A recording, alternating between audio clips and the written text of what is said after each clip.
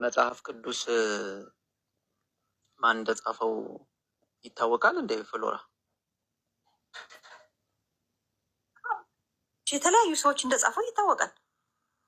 የተለያዩ ነቢያቶች፣ ሐዋርያቶች የአራቱን ወንጌላቶችን ጸሐፊያቸው ንገረኝ። ሉቃስ እንደጻፈው ይነገራል። ማን ነው ሉቃስ? ሉቃስ የሉቃስ ወንጌልን የጻፈው ወንጌልን የጻፉት ራሳቸው ወንጌላውያን ናቸው። ማርቆስ፣ ሉቃስ፣ ዮሐንስ፣ ማቴዎስ። ማን ነው ሉቃስ? ንገሪኝ ስለ ሉቃስ። አንድ አይሁዳዊ ነበር። አይሁዳዊ ነው። እንደውም ዶክተር እንደነበር ይነገርለታል። ሐኪም እንደነበረ ሉቃስ ሐኪም ነበር ይባላል። አሁን ሐኪም አሁን በደንብ እየሰማቸው 500 ምናምን ሰዎች ሉቃስ ሐኪም እሱንማ መጀመሪያ ተናገር። እዛው የነበረ ነው። ቆይ አይሁዳዊ እንደነበረም አይሁዳዊም ነው። ቆይ አንተ ሚውት አድርግ። ቆይ ካድ ምናምን የሚለው ሚውት አድርግ። አንድ ከፍሎራ ጋር እያወራን ለመሰለሽ ደቀ መዝሙር ነበር ነው ያለችው። ቆይ አሚሩ ቆይ አሁን ምን ጠይቅሽ ምን መሰለሽ ፍሎራ፣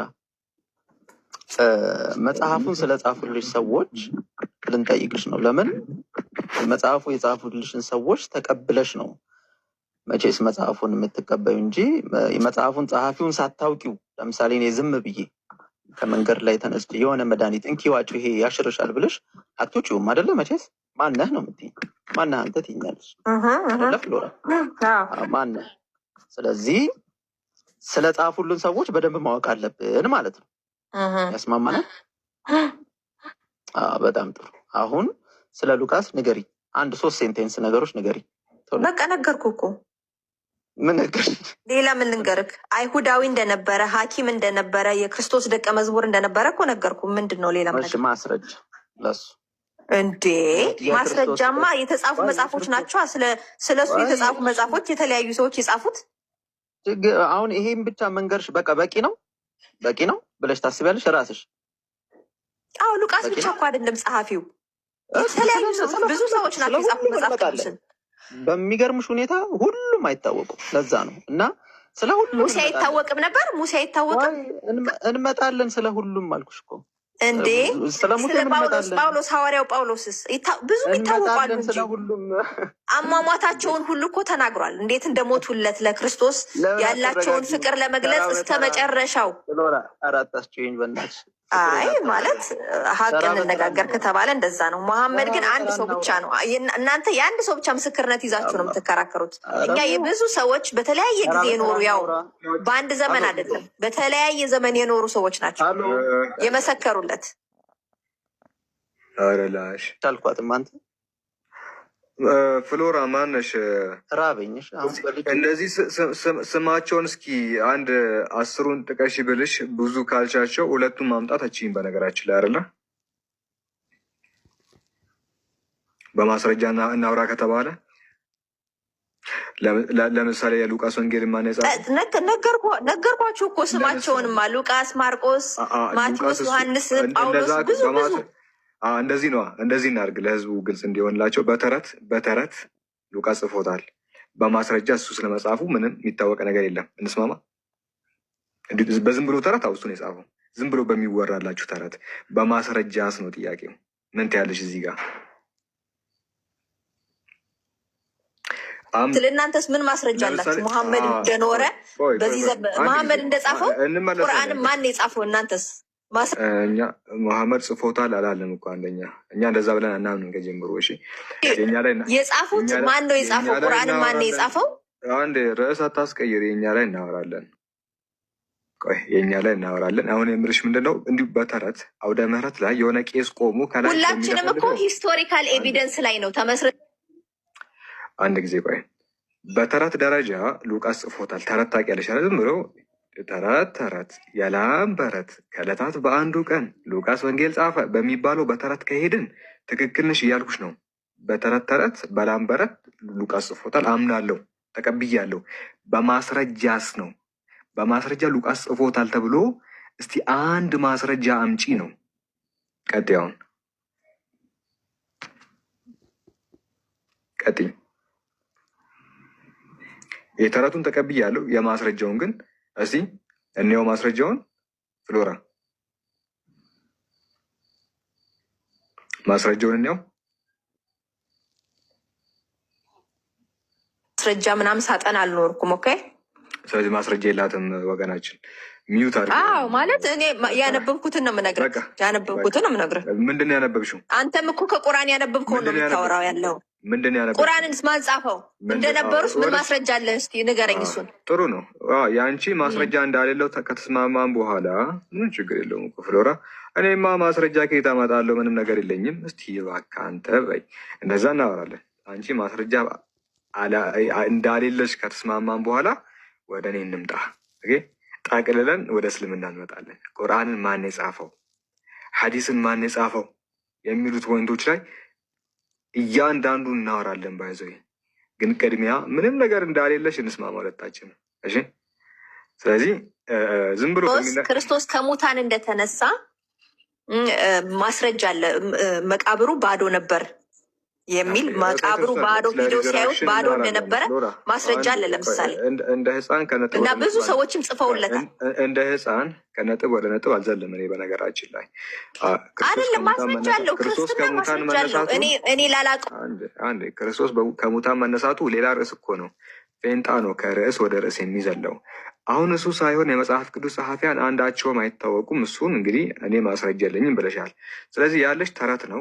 በተረት አው ታምናላችሁ እኮ እኛ አታምኑም አላልንም። ከድሮ ጀምሮ ምናምነው እናንተ ዝም ብላችሁ በተረት ያጽፎታል ይጽፎታል ትላላችሁ። በተረት ደረጃ ነው የቆመው እምነቱ ራሱ በማስረጃ የቆመ እምነት ላይ አይደለሽም ነው።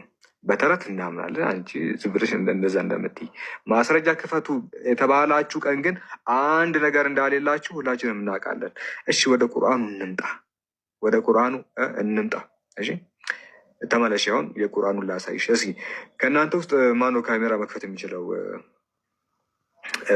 አሚር አንድ ፋይል ላክልህና ትከፍትልኛለህ። ፍሎራ ምንድን ነው የጠየቀችው? እሺ ፍሎራ ምንድን ነው የጠየቀችው? የእነሱ ተረት ላይ እንደሆነ ተስማምተናል። ተረት ነው እንጂ ማስረጃ የለንም ብለዋል። እኛስ ማስረጃ ነው ያለን ወይስ እንደ ፍሎራ በተረት ነው የምናወራው? እሺ እስቲ ካሜራ ክፈት። ማሄር ፋይሉ አለ ስለ ቁርአን ጸሐፊያን ወይስ ልላክልህ? አለ ልላክልህ። በደንብ አንብቤ በደንብ መረጃ ይዤ ሌላ ቀን እመለሳለሁ። ቴንክ ዩ። እንደዛ ይሻላል። ሀምብሉኝ ቢሀምብል ሀምብሉኝ እንደዚህ ይሻልሻል። ሌላ ቀን እመለሳለሁ፣ አጠናለሁ። እሱ ይሻላል። ልክ እንደሚያውቅ ሰው አፍ ከመካፈት። እሺ እንደ ሀምብሉኝ ነው። አጥንቼ እመጣለሁ። የአባት ነው። ጥሩ ነው። አሪፍ ነው። አትውጪ። አሁን የእስልምናውን ላሳይሽ። የት ነው የምትሄጂው? ተመለሽ። የእስልምናውን ላሳይሽ። እሺ ዶክተር ሉቃስ ተመለሽ እና እኛ ቁርአንን የጻፉትን ሰዎች እናውቃቸዋለን ወይስ አናውቃቸውም? ለምን አንመልከትም ታዲያ? እየከፈተላችሁ ነው ማሄር። ኦኬ ሁላችሁም በደንብ ተመልከቱ። እሺ እኛ ሙስሊሞች ቁርአን የጻፉን ሰዎች እናውቃቸዋለን አናውቃቸውም? ያው እየተከፈተ ነው።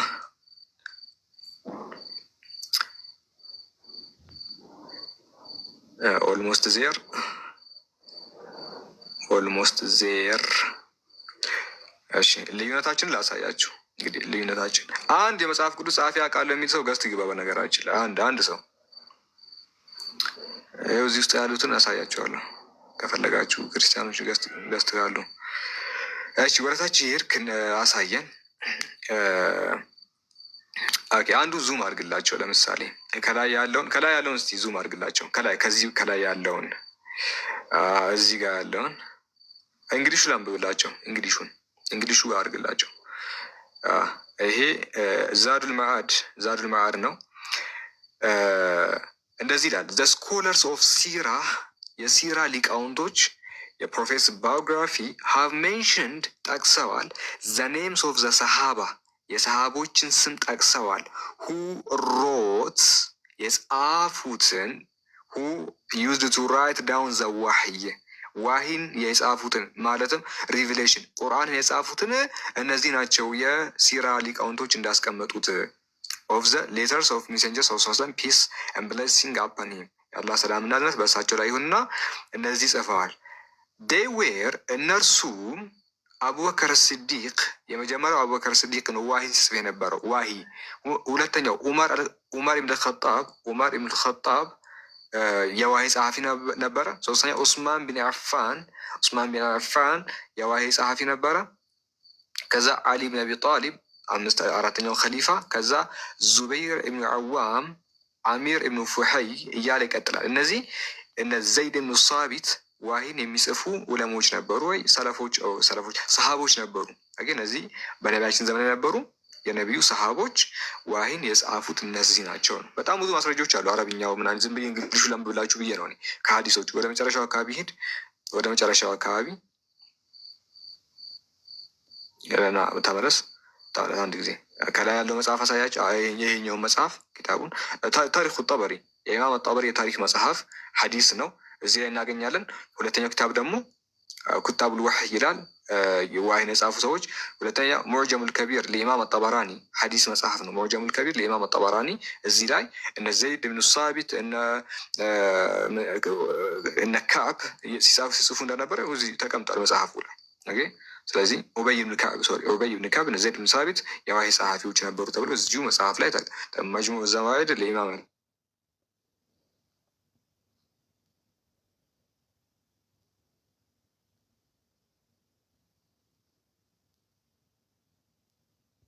እኔ ጋር የተቋረጠው ሳላ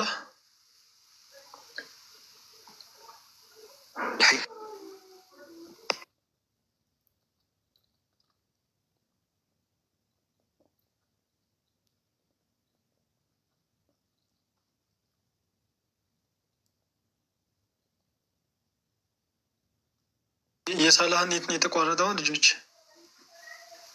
አዎ የሱ ነው። ኸይር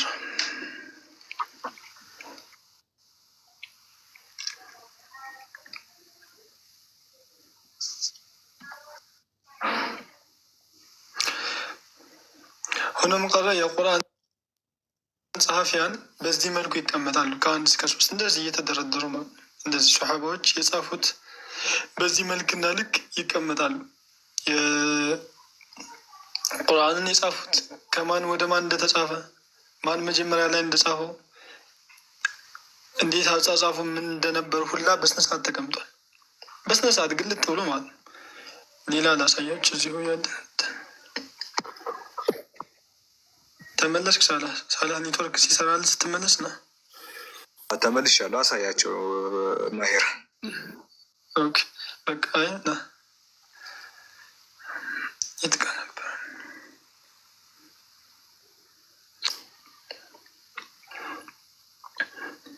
እሺ ጀዛከላሁ ኸይር። እንግዲህ እዚህኛው ላይ ደግሞ ኪታቡ ዙም አድርግልኝ። የኢብኑ ሀጀር አስቀላኒ ኪታብ ነው። ኪታቡ አልኢሳበቱ ተመዩዝ ሰሓባ ወይም አልኢሳባ ፊ ተመዩዝ ሰሓባ ለኢማም ኢብኑ ሀጀር አስቀላኒ። እዚህ ኪታብ ላይ ከላይ በኩል ምንድነው የሚለው? አና ራፊዕ ኢብኑ ማሊክ ይላል። አና ራፊዕ ኢብኑ ማሊክ የተሰኘ ሰሓባ ለማ ለቃ ረሱለላህ ሰለላሁ ዐለይሂ ወሰለም ቢልዑቁባ ዑቁባ ወይ አቅረባ የተሰኘ ቦታ ላይ የአላህ መልእክተኛን ሲያገኛቸው አዕጣሁ ማ ኡንዚለ ዐለይሂ ፊ ዐሽረ ሲኒን አለቲ ኸለት ላለፉት 10 ዓመታት የተጻፉ ቁርአኖችን እንዲጽፎ ሰጣቸው ይላል። በ10 ዓመት ውስጥ የተጻፈውን የወረደውን ቁርአን በእጁ ጽፎ ሰጣቸው ይላል። ማን? ራፊዕ ኢብኑ ማሊክ የተሰኘ ሰሃባ። ስለዚህ ራፊዕ ኢብኑ ማሊክም ሰሃባ ነበረ፣ ጸሐፊ ነበረ። ዘይድ ብኑ ሳቢት ዩዝድ ቱ ራይት ቱ ዘ ኪንግስ ለንጉሶችም ይጽፍ ነበረ ኦን ሂስ ቢሃፍ አስ ዌል አስ እንዲሁ ደግሞ ራይቲንግ ኦፍ ሪቨሌሽን ይላል። በዛ በኩል ዳውን ደ ሪቨሌሽን ቁርአንን የሚጽፈው ዘይድ ብኑ ሳቢት ነበር ይላል። ስለዚህ እነዚህ ማስረጃዎች ሆናል ልናገኝ እንችላለን። ከምን? ከሰሂህ ሀዲሶች፣ ከሀዲሶች እናገኛለን፣ ከታሪክ እናገኛለን። ይሄ ከሆነ እናንተ ከመጽሐፍቶቻችሁ ልታመጡ ትችላላችሁ ወይ? እዛው ቁርአን በነበረበት ጊዜ የነበረ መጽሐፍ ነው። ሀዲስ የሚባለው ከጥንቱ የነበረ ነው። በዚህ ደረጃ ማስረጃዎችን ልናመጣ እንችላለን። እና ክርስቲያኖች ደግሞ መጽሐፋቸው ማን እንደጻፈው መጽሐፋቸው ላይ ማን ተናጋሪ እንደሆነ ምንም ጭራሽ የሚያውቁት ነገር የለም። እገሌ የሚባለው ቦርሳዬን አምጣልኝ ብሎ ይናገራል፣ ጃኬቴን አምጣልኝ ብሎ ይናገራል፣ ብዙ ነገር ይናገራል። ማስረጃ እስክናለው የለውም። ዝም ብሎ የሆነ ሰው ተነስቶ ነው ጃኬቴን ረስቻለሁ፣ ጃኬቴን ይዘህልኝና ደብተሬንም ይዘህልኝ፣ እንደዚህ ያወራሉ። ውድ ቴፍሎስ ሆይ እንዴት ነህ? ደህና ነህ? ምናምን ፒስ ነህ? ምናምን እያለ ያወራል። ማን አንተ ነው ጥያቄው። ሉቃስ አሁን ሉቃስ ተብሎ እንግዲህ የጻፉት መጽሐፍ ላይ አንዳንድ ላይ የከበርክ ቴዎፍሎስ ሆይ ከመጀመሪያው ጀምሮ በዓይን ያዩትና የቃሉ አገልጋዮች የሆኑት እንዳስተላለፉልን ምናምን ብሎ መጀመሪያ አንተ ራስህ ማነው ነው። ሉቃስ ወንጌልም ስትከፍቱ ሁላችሁም እዚህ ውስጥ ያላችሁ 400 ሰዎች ሉቃስ ዝም ብላችሁ ክፈቱ እስኪ። የከበርክ ቴዎፍሎስ ሆይ ምናምን ብሎ ያወራል። አንተ ራስህ ማነህ ሲጀመር? ይኸው እዚህ ጋር የሉቃስ ወንጌል አንዳንድ ይላል። አንደኛ ሉቃስ ወንጌል ምናምን የሚለው ዝም ብሎ የተጨመረበት ነው፣ የለም የድሮዎቹ ላይ። የከበርክ ቴዎፍሎስ ሆይ ከመጀመሪያው በዓይን ያዩትና የቃሉ አገልጋዮች የሆኑት እንዳስተላለፉልን በእኛ ዘንድ ስለተፈጸመው ነገር ብዙዎች የታሪክን በየተራው ለማዘጋጀት ስለሞከሩ እኔ ደግሞ ስለተማርከው ቃል እርግጡን እንድታውቅ በጥንቃቄ ሁሉን ከመጀመሪያ ተከትዬ በየተራው ልጽፍልህ መልካም ሆኖ ታየኝ ብሎ ይናገራል። ጥሩ ነው እንኳን መልካም ሆኖ ታየህ። አንደኛ ዳስ ጉድ አሪፍ እኮ ነው። ግን ሁ አር ዩ? በይሁዳ ንጉሥ በሄሮድስ ዘመን ከአብያ ክፍል የሆነ ዘካርያስ የሚባል አንድ ካህን ነበረ። ሚስቱም ከአሮን ልጆች ነበረች፣ ስሟም ኤልዛቤጥ ነበር እያለ ያወራል። መጀመሪያ ራስን ንገረን ነው ማን አንተ?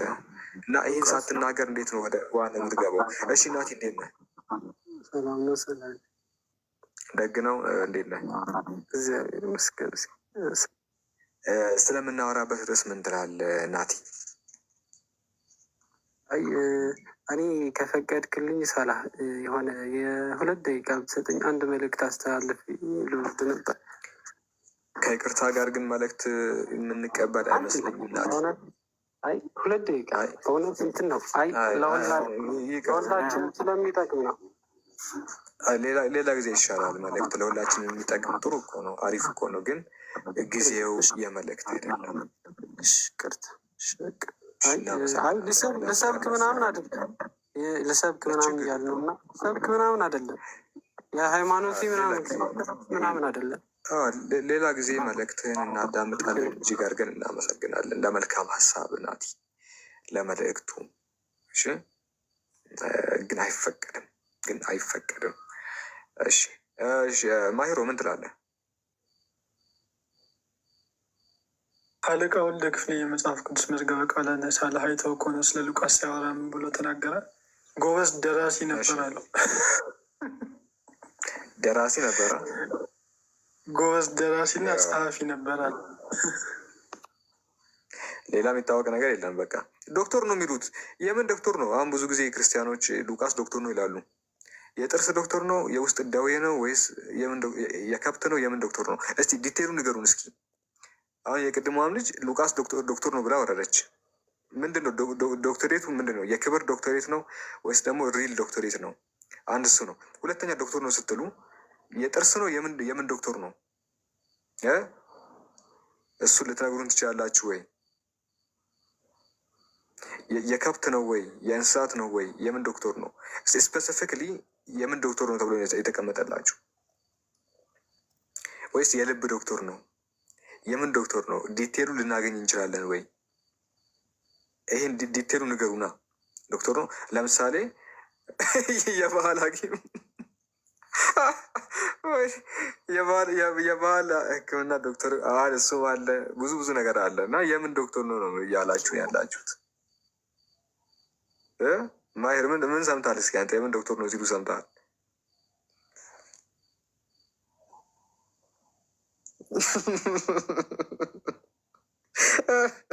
መሪጌታ በቴሌግራም ያስቸገሩ መሪጌታዎች እነሱም ዶክተር ነው የሚባሉት እና እስቲ ለዩልን። ወላሂ ላዚም ዶክተር ነው ያለው። ግቡ እስኪ የምን ዶክተር እንደሆነ ነገሩ እና አዋላጅ ነው። ደስ ይላል። ኧረ እዚህ ናለች መሰለኝ ሳላ ሚራክል ናት ማለት የምን ሚራክል ክርስቲያን አደለ አናቱ ምተው ነው የሚለው አንተ ጋር አናቱ ምተው ይላል። አናቱ ምተውና እሱን አመጣላለሁ ቀጣይ ላይ። ኧረ አሳያለሁ። በደንብ ነው ማሳየህ። አባቱን የሚሳደብም ይገደል ነው የሚለው። በነገራችን ላይ የሚሳደብ አይደለም እናትን ሊገድል መጥቶ ከሰደብክ ቆሻሻ ካልክ እዛው ሰይፈው ነው የሚለው መጽሐፍ ላይ። ስለዚህ እኛ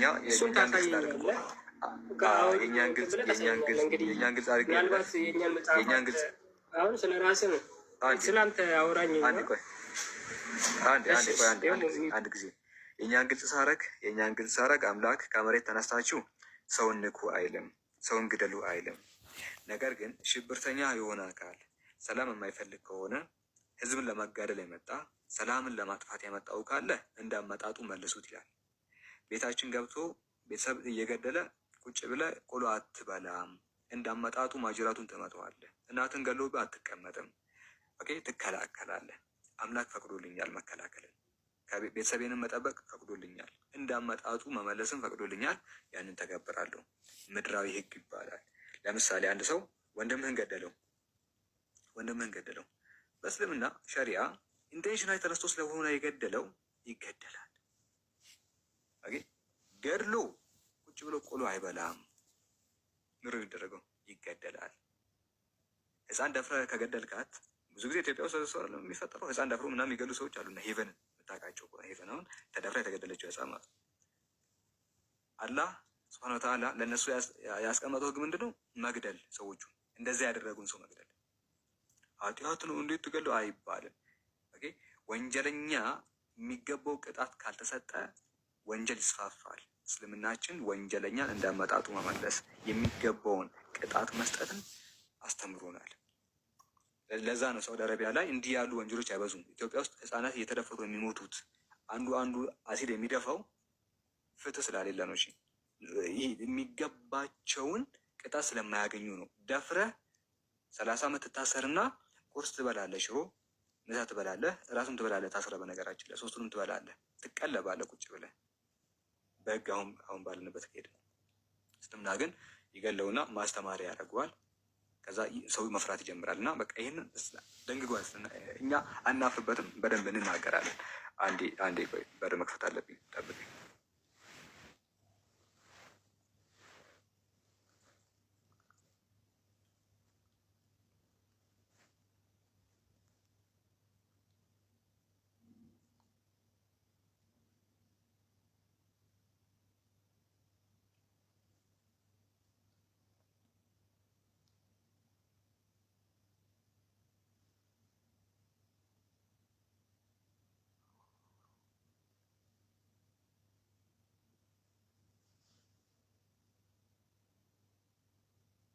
ኦኬ ይሰማል።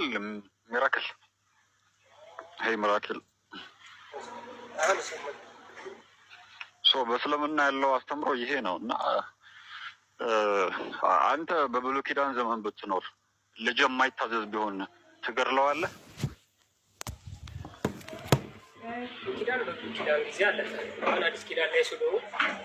አይ ብትሆን እሺ፣ በዛ ዘመን ችግር የለውም። በዛ ዘመን ሌስን በዛ ዘመን ላሉ ሰዎች የማይታዘዙ ልጆቻቸው የሚሰክሩና የሚጠጡ ልጆቻቸውን እግዚአብሔር እንዲገድሉ አዟል ብለህ ታምናለህ?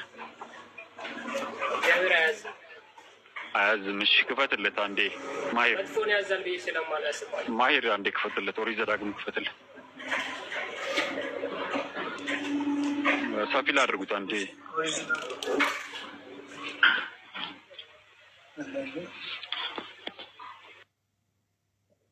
ምዕራፍ ቁጥር ስንት? በትልቁ አድርጉኝ። ምዕራፍ 21 ቁጥር 18 እስከ 21 ያለው ምዕራፍ 20 ከቁጥር 18 እስከ 21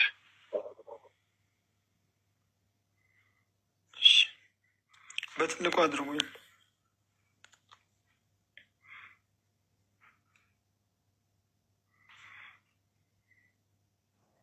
ከሬል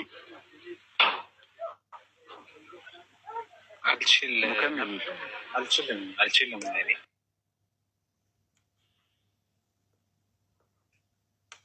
ማሂር አንዴ አንብብልንሽ። ምዕራፍ 20 ቁጥር 18 ከሱ ጀምሮ እስከ 21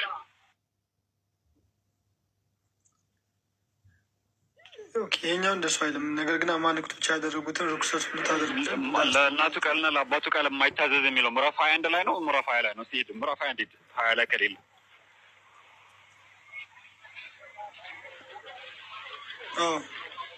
ማንም ሰው ለአባቱ ቃልና ለእናቱ ቃል የማይታዘዝ ሊቀጡትም የማይሰማቸው ልከኛ አመፀኛ ልጅ ቢኖረው አባትና እናቱ ይዘው ወደ ከተማ ሽማግሌዎች ወደሚኖሩበት ስፍራ በር ያምጡት።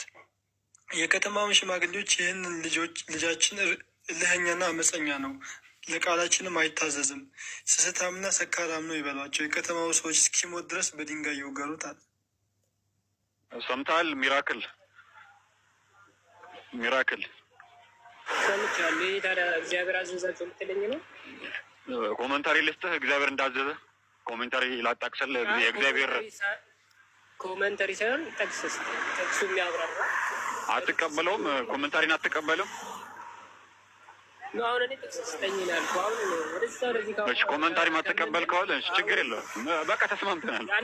ኮመንታሪ አልቀበልም ካልክ ሊስን ችግር የለም። ኮመንታሪ አልቀበልም ካልክ ችግር የለም። ያው ከፈተልህ እንድታስረዳኝ ነው የጠየኩህ አይደል? ሃይማኖት እንድታስረዳኝ እኮ አሁን እሱንማ በደንብ ገለጠልህ እኮ እሱ በደንብ ገለጸልህ።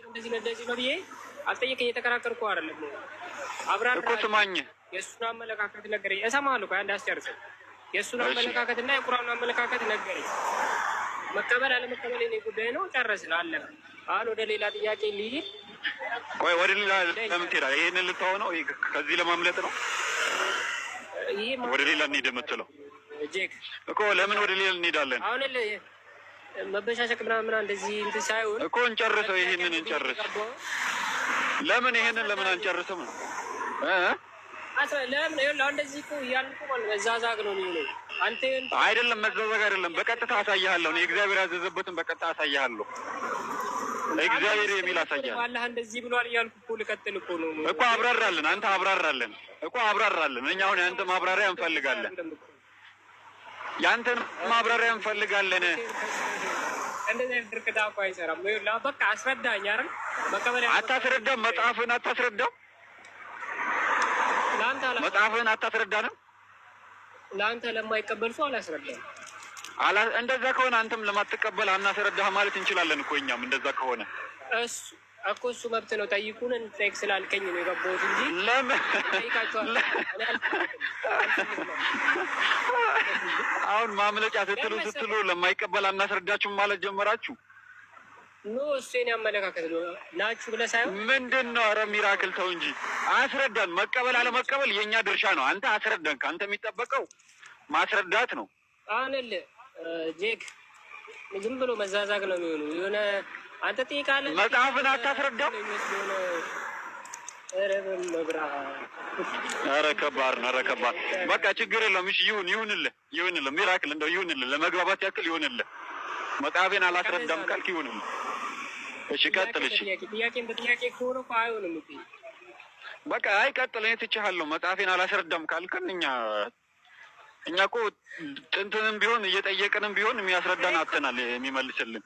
ግን አንተ ደግሞ በግልጽ እንደውም አላስረዳም ማለት እንደዚህ ለመባባል አይደለም የገባሁት። ማለት ሰማኛለህ እኮ እየተጠየቁ ነው ያለሁት አሁን። አንተ ወይ ጉድ ቆይ ማየር ቆይ አንድ ይጨርስ መበሻሸቅ አይደለም ጨርስ። እሺ አይባልም። በቃ እምነት ተቀብሏል። እምነቴ ነው አምኜ ተቀብያለሁ አይደል? የአንተን ነፃነት አልጋፋ፣ የኔን ነፃነት አትጋፋ። አንተ አሁን ድንጋይ አምላክ ነው ብዬ ማምለክ ይችላሉ አይደል? አንተ ልትከራከረኝ አልችልም። ለምን አልከራከርም? በደንብ ነው የምከራከር እንጂ እኔ እከራከራለሁ። ድንጋይ አምላክ አይደለም። ነፃነቱ አለ። እሺ አንድ ሚራክል አዳምጠኝ። አንድ ሚራክል አዳምጠኝ። እሺ ይኸውልህ መጽሐፋችን ጠየቅን አይደለ? ስለ መጽሐፋችን ጠየቅን፣ ጥቅስ ጠቅሰህ ማለት ነው። አስረዳን። ካላ አስረዳ ገባ። አሁን ደግሞ ቆይ አንድ አስጨርሰኝ እንጂ። አሁን እየተጨቃጨቅ ያለው አንተ ነህ። ለምን አታስጨርሰኝም? አሁን ደግሞ